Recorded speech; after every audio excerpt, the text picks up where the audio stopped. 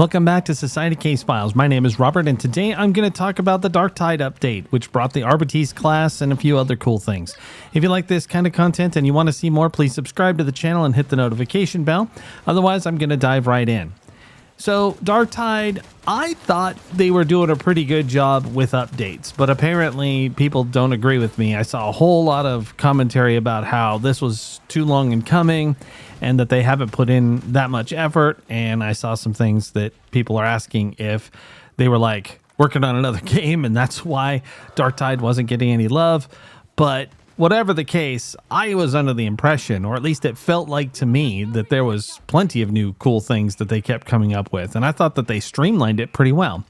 But regardless of how you feel about that in particular, today's update brought two pretty major things, and one of them you had to pay for and the other one was free. And the first of those two is, of course, the Arbites class, where you're basically one of the characters who upholds the Lex, and you've got a Cyber Mastiff, and you're basically a cop. And now a lot of people have asked, why is a cop hanging out and slumming with the rejects? The opening cutscene explains it beautifully, and I thought it was super awesome because I too was concerned. I was wondering how they were going to nestle that in, but the good news is they added so many voice lines and so much banter. I saw something like 800 lines. I'm not sure of the exact number and if that's outrageous or not.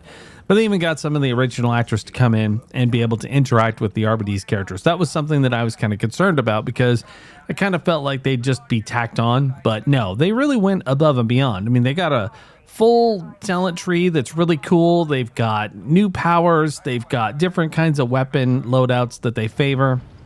All around, I think the Arbites look really, really cool. I jumped in and played mine until I got up to about level 8 before I made this video.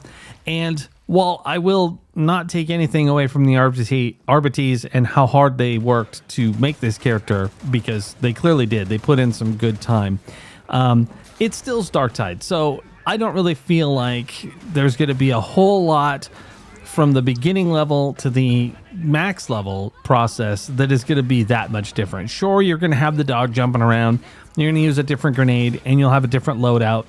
Other than that, I'm not really sure that you're going to experience this in such a way that you'll feel like you're playing an entirely different game. It'll just be a fresh take on the game you've played many, many times.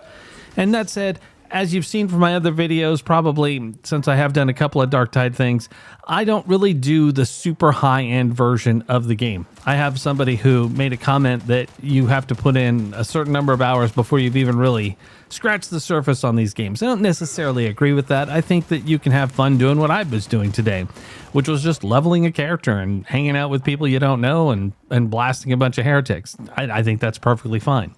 Now, if you want to push and you really want to test yourself and a team, which I recommend having an actual team that is on voice chat for those higher level things, they have you covered. They've redone a bunch of the difficulty levels. They've made it to where you can't just jump right in to certain difficulties. You have to do a certain number of your current difficulty before the game deems you worthy of advancing to the next one. And the idea behind that, I read, is that they wanted the players who already have the higher difficulty levels to have some faith that the people joining them have earned their spot there, that they know how to play the game and that they know what they're doing, that they've put some time into their build and that their character isn't going to just get dusted and basically waste their time. Because one of the things about these games is that if you fail a mission, you pretty much have wasted your time. You barely get anything for a fail. And so especially in those higher difficulties, it's kind of painful when somebody comes along and due to maybe they don't understand the game as well or whatever the case may be, they effectively, I don't want to say throw it, but basically the game gets lost because somebody is doing something silly. Now that said, I think that's pretty cool, and I'm sure that people are going to have more fun with the higher level difficulties who are into that sort of thing. I'm not sure that people who are like way intense against Fat Shark are going to be won over by this. I mean, some of the stuff I saw from people was just flat out mean, and I'm not entirely sure where they're coming from about this game being abandoned or anything. But you know, that's for you to go and find some of those some of those reviews and see what they had to say. They're just kind of crazy.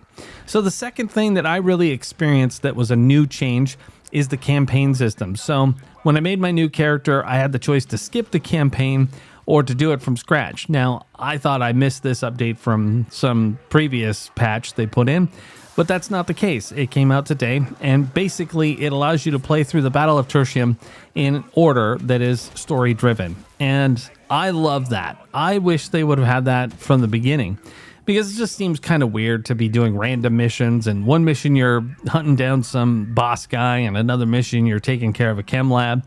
And they just feel very disjointed, and it starts to feel a little bit more, I don't know, like a Rainbow Six mission game where you're basically doing terrorist hunts or something, as opposed to following a story to try and achieve an objective. This campaign tries to rectify that by giving you some structure to the story. I won't say that it's dramatically better. It's not like a huge story like, I don't know, like Rogue Trader or something, but it does provide you with that structure, and it allows you to advance at a pretty reasonable pace. And right now, because the game is brand new, you're getting into games real quick. There's lots of people who are playing, and quite honestly, each map basically has you playing with 8 characters, since you've got 4 Cyber Mastiffs and 4 people. Everybody's playing the Arbites right now, which is to be expected. And, you know, I think that's actually pretty cool. Watching these dogs just leap all over the map. You just got this massive pack of pooches. It's kind of hilarious. I'm not entirely sure how many campaign missions there are. I'm up to mission 9, and I'm not, like I said, I don't know how much higher it's going to go before you finish that. I kind of suspect it's going to get you up into the level 20 range, but I'm not sure. If you wanted a little bit more structure, a little more guidance on what to do next, and you didn't just want to do random missions, then this is kind of for you. It does lock some things, so like you don't get access to all of the features of the ship until you unlock them, and that's a little bit lame. I'm not sure. I don't remember if Sire's the contract guy. I don't remember if he was unlocked early on when I was playing before, but it's been a long time. So I would have liked to have those contracts opened right away so that I could be driving towards those. I mean, they're a pain in the butt. So, but even without that, it was still quite a bit of fun. It was a refreshing way to play Darktide. I love the game. As you can tell, I've got 2 videos about it, and both of them are very... I'd say I praise the game pretty heavily, and I'm not going to give it a hard time here. This was a pretty solid expansion to the game. I will say that I've seen people complain because at some point there was a promise that there would be free characters added to the game. I had no idea about that. I don't remember reading anything about that or hearing Fat Shark say so. So I'd have to take their word for it. If that's the case and they thought they were getting more characters every year, then sure. Then I could see why people are, you know, grumpy about this, especially since the Arbites is $12 to just to get the character class.